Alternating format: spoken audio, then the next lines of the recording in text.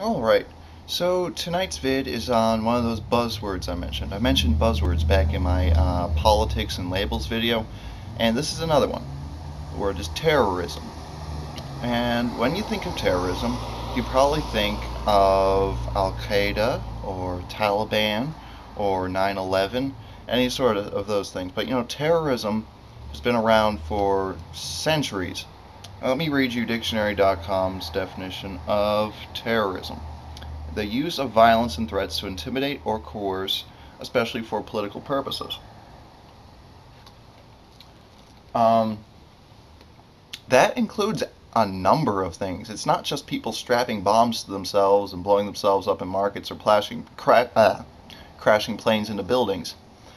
It includes guerrilla tactics. It includes all sorts of different stuff. Um, basically, you know, dropping the atom bomb on Japan, that was terrorism.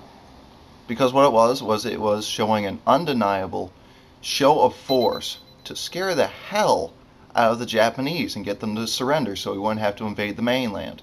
In fact, the United States is one of the biggest proponents of terrorism in history. What do you call a huge unmanned aerial vehicle like our Reavers that we use over in the Middle East, which they carry 12 Hellfire missiles, and there's no pilot, so if you hit one, you're not even killing a person. It's pretty much just drone death flying around in the sky. If that's not fear tactics, I don't know what is. Guerrilla warfare. The United States was founded using guerrilla warfare. That's what the colonists were using, was guerrilla warfare.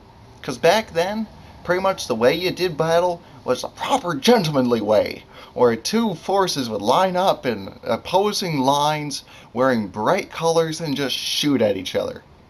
But we adopted the Native American way of fighting.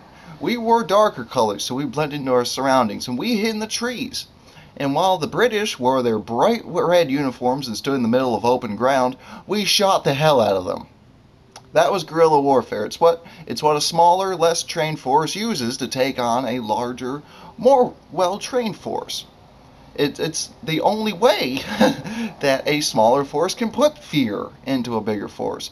Pretty much any element of warfare has some method of fear behind it, because if you're in the military, they train you in the psychology of warfare as well as the physical training.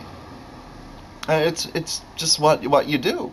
You don't pass up a weapon like, in this instance, fear, if you're fighting for what you believe in. In my opinion, the only thing you should pull yourself short of is collateral damage. If you're fighting for a just cause, you're not going to stop yourself short of using fear as a weapon if it could win the day. I mean, think about it. Think about how would it have made sense to stop some sort of project from taking out the Nazis during World War II? Oh, that's a despicable act. That's terrorism. We can't use that against Hitler. Does that make sense to you? No. Terrorism can be very useful, and it can be used for good. It's just that it's become a buzzword that is used synonymously with things like Al-Qaeda, Taliban, 9/11, all that stuff. But, it's different is the thing. This is another example of when a buzzword can be used for many, many, many other things than what it's actually associated with.